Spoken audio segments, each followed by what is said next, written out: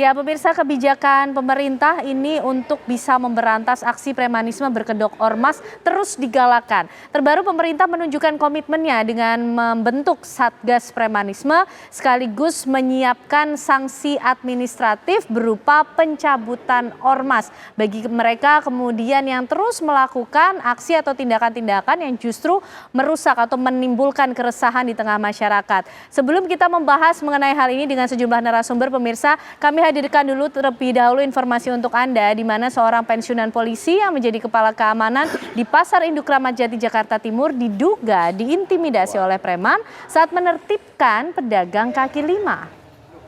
Bukan kamu tadi tuh. Kamu siapa? Dulu. Kamu siapa? Maksudnya kenapa? Ya. Dalam video rekaman warga ini terlihat sejumlah preman sedang mengintimidasi Teguh, kepala keamanan di Pasar Induk Sayur Kramat Jati, Jakarta Timur dengan menggunakan makian dan juga sorakan. Mereka tidak terima sebelumnya kepala keamanan pasar melakukan penertiban pedagang kaki lima. Diketahui kelompok preman tersebut diantaranya merupakan pengurus ormas di Pasar Induk. Merasa terancam melihat banyaknya massa, Teguh pun menyelamatkan diri ke kantor pengelola PD Pasar Jaya dan melaporkan peristiwa tersebut ke Polsek Kramat Jati, Jakarta Timur untuk ditindaklanjuti.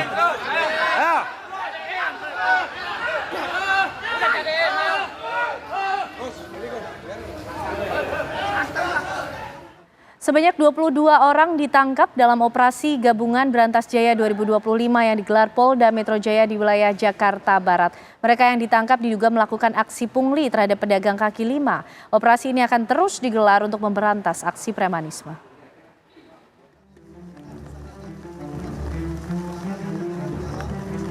Operasi Gabungan Berantas Jaya 2025 kembali digelar Polda Metro Jaya di wilayah Kecamatan Kembangan, Jakarta Barat. Sebanyak 734 personel gabungan dilibatkan dalam operasi ini untuk memberantas aksi premanisme.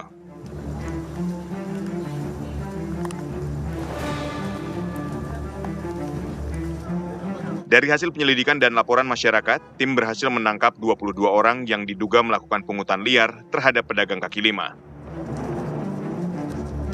Tim gabungan akan melakukan pendalaman terkait oknum ormas yang terlibat, termasuk pimpinannya jika terbukti bersalah. Rekapan hasil pungutan dan hasil dialog kami semua tadi dengan rekan-rekan pedagang kaki lima, mereka dipungut oleh beberapa orang yang tidak mau mengaku dari organisasi mana, namun hasil pendalaman dari teman-teman kami dari jajaran reserse, mereka ada yang berasal dari sebuah ormas dengan inisial G, oknumnya ya. Kemudian yang kedua ada berasal dari ormas dengan inisial F, dan ada juga yang berasal dari Karang Taruna. Ya, mereka memungut uang bulanan yang disebut sebagai uang pangkal. Kemudian ada yang memungut harian dengan alasan uang kebersihan. Yang ketiga, memungut harian dengan alasan uang untuk listrik. Operasi Berantas Jaya 2025 untuk menekan aksi premanisme akan berlangsung selama 15 hari dan dapat diperpanjang jika diperlukan. Dari Jakarta, Josephine Kezia, Dwi Kustantio, TV One mengabarkan. Itulah tadi pemirsa sejumlah kasus yang menunjukkan bahwa aksi premanisme berkedok ormas ini masih marak kita jumpai atau mungkin dirasakan oleh Anda sendiri pemirsa di rumah. Dan pemerintah ini berkomitmen untuk bisa membentuk Satgas Premanisme untuk bisa mengusut tuntas dan betul-betul memberantas aksi premanisme ini. Tapi sejauh mana kemudian penegakan hukum ini betul-betul bisa membuat jera aksi premanisme itu betul-betul berhenti, dan bagaimana pengawasan pula ke depan yang bisa dilakukan sehingga ini tidak hanya temporari saja, tidak hanya sesaat saja dilakukan. Malam hari ini kita akan membahasnya bersama dengan sejumlah narasumber yang sudah hadir bersama kita malam hari ini di Apa Kabar Indonesia Malam. Ada Pak Sarman Simanjora, pengusaha sekaligus perwakilan dari Kadin Indonesia. Selamat malam Pak Sarman, sehat Pak? Sehat selalu, semangat. Terima kasih sudah hadir malam hari ini di Apa Kabar Indonesia Malam. Ya, dan juga hadir bersama kita Irjen Pol Purnawirawan Roni Sompi. Purnawirawan Polri. Selamat malam Pak Roni Sompi. Selamat malam. Sehat ya Pak? Ya, Terima salam kasih sehat. sudah bergabung juga di Ya. Apa Kabar Indonesia Malam. Salam sehat. kasih. Dan juga hadir bersama kita tentunya Pak Rian Nugroho, pengamat kebijakan publik dari Universitas Indonesia. Pak Rian sehat ya Pak ya? Sehat Mbak Ken. Terima kasih juga sudah hadir. Pak Sarman, yang dirasakan sendiri, mungkin Pak Sarman sebagai pengusaha sekaligus juga sebagai masyarakat, praktik-praktik aksi premanisme seperti apa sih Pak di lapangan yang memang masih dijumpai hingga saat ini? Ya, tentu kami dari pengusaha mengucapkan terima kasih dan penghargaan yang setinggi-tingginya kepada pemerintah. Ya. Akhirnya berbagai aspirasi dan keluhan daripada kita pengusaha dan juga investasi di sini sudah direspon positif oleh pemerintah. Oke. Negara sudah hadir dengan membentuk yang namanya Satgas Premanisme. Karena terus terang aja, pertama kita lihat bahwa praktek premanisme ini kan sudah kita rasakan sendiri. Betul. Ya. Pertama kita lihat bagaimana pabrik di salah satu di Subang, investasi yang cukup besar itu tanda kutip ya dilakukan suatu upaya ya meminta sesuatu lah dari mereka ya. Dan itu bagi pengusaha kan yang ya itu merupakan beban tambahan. Ya. Karena bagi pengusaha berapapun biaya yang dikeluarkan sejauh itu adalah merupakan pungutan sah dari pemerintah, itu kan dibayarkan dalam hal ini. Tapi kalau ada pungutan-pungutan di luar itu akan menjadi beban tambahan yang tidak dianggarkan. Tentu ini juga kalau berlangsung lama juga kan akan menjadi beban. Jadi artinya mereka datang, itu kan sangat-sangat mengganggu iklim investasi dan juga iklim usaha kita dalam hal ini. Sehingga memang ini harus segera dilakukan pembersihan, memastikan, karena kita ingin bahwa investor-investor yang masuk ke Indonesia itu harus memiliki rasa aman. Aman dan nyaman. Betul. Karena bagaimanapun masih banyak yang harus kita benahi dari sisi perizinan, infrastruktur, dari sisi katakanlah dukungan energi, ya kemudian juga kenyamanan Masih untuk banyak mereka. PR, Masih jangan banyak sampai PR. ditambah dengan Betul. ancaman keamanan dan Hal-hal yang kenyamanan. teknis seperti ini yang harus kita selesaikan, jangan berlarut-larut. Oke. Ya, karena bagaimanapun kita tahu bahwa negara tetangga kita seperti Vietnam itu getol sekali memberikan kenyamanan, kepastian, perizinan dan lain-lain kepada investor untuk masuk ke sana. Jadi ini kita bersaing nih. Tapi kalau kita lihat bahwa tingkat kepercayaan daripada investor masuk ke Indonesia sangat tinggi. Karena apa? Kita memiliki sumber daya manusia yang cukup banyak, populasi kita cukup banyak, dan juga sumber daya alam kita mumpuni. Tapi jangan karena hal-hal kecil seperti ini membuat psikologi mereka terganggu dan mereka enggan masuk ke Indonesia. Itu sangat merugikan kita. Itu satu. Yang kedua, kita lihat bahwa memang praktek-praktek ini kan sudah lama berlangsung ya. Tadi kita lihat misalnya bagaimana pedagang-pedagang kaki lima kita ya yang untungnya nggak seberapa tapi harus dikutip, masih ada yang harus tiap hari, ada aksi tiap bulan, ya berapa sih untung mereka gitu loh. Jadi ini juga harus dibersihkan. Kemudian kita lihat nih banyak yang viral juga nih Pak Sompi, misalnya truk-truk pengangkut komoditi kita kadang-kadang dipalang di tengah jalan. Kalau tidak dikasih tidak boleh lewat jalan itu. Nah ini yang jalan itu siapa? Itu kan bukan pemerintah. Ya kan? Pengusaha juga bayar pajak. Nah contoh-contoh seperti ini. Bahkan teman-teman kita kontraktor kecil, menengah yang mungkin mengerjakan drainasi di jalan, perbaikan jalan setapak misalnya.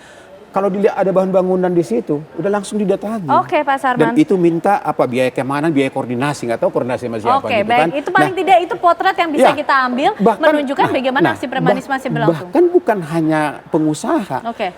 Di beberapa tempat masyarakat kita hanya bangun rumah atau rehab rumah, kalau ada pasir sudah didatangi juga. Mereka mengetahui celahnya. Lah iya. Ya ini kan bukan hanya pengusaha loh ya, masyarakat kita sendiri juga kelihatan juga kok bisa begini, saya bangun rumah saya sendiri kok masih harus mengeluarkan biaya yang tidak diduga gitu loh. Nah ini hal-hal seperti ini saya rasa ini udah pasti harus kita bersihkan dan kita mendukung Satgas pemerintah. Baik, harus dibersihkan. Polri tentunya memiliki peran penting di sini juga Pak Roni Sompi. Karena kalau bicara penegakan hukum tentu polisi yang memiliki peran mengenai hal ini. Apalagi kita bicara ternyata ini sudah berlangsung cukup lama, langgeng begitu. Jangan sampai kemudian Satgas Premanisme ini hanya hitungan waktu saja karena sedang menjadi perhatian publik Pak Roni Sompi. Ya, betul sekali. Jadi memang bicara kegiatan yang negatif berupa kegiatan premanisme, memang kita harus melihat kalau itu dilakukan oleh yang menamakan diri organisasi kemasyarakatan, kan ada undang-undang. Undang-undang tadinya undang-undang nomor 17 tahun 2013. Ya. Kemudian sekarang ini menjadi Undang-Undang Nomor 16 tahun 2017 tentang organisasi kemasyarakatan, di mana organisasi kemasyarakatan itu yang diakui adalah ormas yang berbadan hukum. Oke. Ya. Nah, ketika dia berbadan hukum, pasti dia menerima surat keputusan sebagai badan hukum dari Kementerian Hukum. Oke. Karena Kementerian Hukum yang mengeluarkan izinnya atau surat untuk operasionalnya SK, maka tentu ada pengawasannya dong. Betul. Ya, sejauh mana pengawasan yang dilakukan oleh Kementerian Hukum. Ya. Nah, ketika organisasi kemasyarakatan ini juga kadang-kadang bisa menerima hibah dari pemerintah, biasanya kan dia terdaftar di Kemendagri Ya. atau Badan Kesbanglinmas Betul. di provinsi, kabupaten, kota. Kalau terdaftar, pengawasannya seperti apa? Artinya kita melihat tindakan premanisme ini harusnya merupakan bagian dari penanggulangan, tidak hanya pemberantasan, tidak hanya penertiban dan penegakan hukum, tapi ada upaya pencegahan, ada upaya pengawasan. Karena mereka sudah terdaftar di badan hukum. Artinya ini perlu sinergi antar kementerian dan lembaga, juga pemerintah daerah. Tidak hanya kepolisian. Tadi kan ditanya sampai kapan. Karena ini secara rutin bisa upaya pengawasan ketika dia melanggar, apa sanksi administrasi yang bisa diberikan oleh Kementerian Hukum, yang di provinsi itu ada Kanwil Kementerian Hukum. Sudah disiapkan, bahkan bisa dilakukan pencabutan. Ya, tentu ada tingkatannya. Demikian juga Kemendagri, karena ada provinsi, kabupaten dan kota, kan Badan Kesbanglinmas dibantu Satpol PP bisa melakukan pengawasan sejauh mana sanksi administrasi bisa diterapkan, sampai kapan kemudian dicabut kan. Kalau sudah dicabut, lebih gampang kepolisian melakukan penindakan ya terhadap kegiatan-kegiatan yang mengatasnamakan organisasi kemasyarakatan. Dan saya kira sekarang ini ya Kemenko Polkam sudah merangkul semua kementerian dan lembaga terkait termasuk Polri, sehingga terbit kebijakan untuk membentuk Satgas, dan Satgas ini kan tidak sendirian Polri. Perlu sinergi dari banyak pihak. Betul, termasuk Satpol PP bisa dilibatkan. Karena penindakannya itu juga bisa diawali dengan pengawasan yang dilakukan oleh lembaga-lembaga kan terkait. Di pasar itu kan Satpol PP kan cukup. Baik. Pak Rian, ini kenapa kemudian praktek aksi premanisme nampaknya begitu langgang? Sudah menjadi PR lama kok katanya Pak Sarman. Apa memang faktor ekonomikah yang menjadi kunci di balik semua ini, Pak Rian? Di negara berkembang, premanisme ya, kita bukan ormas, premanisme dulu ya, itu muncul karena 5 faktor. Apa saja? Satu, faktor legal, pembangkangan hukum. Kedua, tapi ada faktor sifatnya itu sosial, kemarahan atas ekosistem yang ada.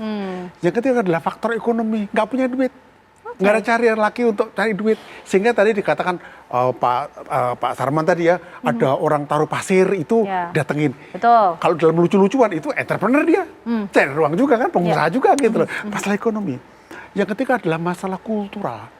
Ada kultur di mana orang tuh suka berkumpul dan untuk melakukan sesuatu dalam sebuah paguyuban. Ini adalah bentuk sebuah negara dengan masyarakat yang tradisional. Ingat, masyarakat tradisional itu hidup karena paguyuban, bukan patembayan. Gemensaf, bukan gesersaf.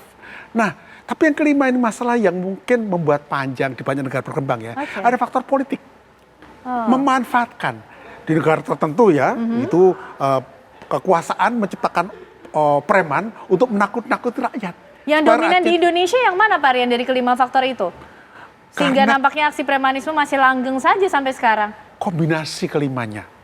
Jadi ini memang tidak mudah. Tadi teman-teman kepolisian tidak mudah betul loh. Jadi ada satu kepolisian itu ya bagus, tapi harus sadari masalahnya tidak mudah. Jadi kita jangan cepat-cepat marahi kalau gagal ya. Tapi kita lihat dulu secara piramida. ini adalah puncak dari gunung es yang bawahnya kita lihat dulu apa. Dan kita sama-sama melihat bawahnya ini. Nah ini harus kita gunakan pendekatan yang lebih metodologis lah, keilmuan gitu. Baik, kita nanti akan membahas lebih lanjut lagi karena ujungnya tidak hanya soal penindakan dan penegakan hukum, tapi apa sebetulnya upaya-upaya yang selama ini sudah dilakukan untuk sama-sama memberantas aksi premanisme. Usai jeda pemirsa, kami hadirkan pembahasannya untuk Anda.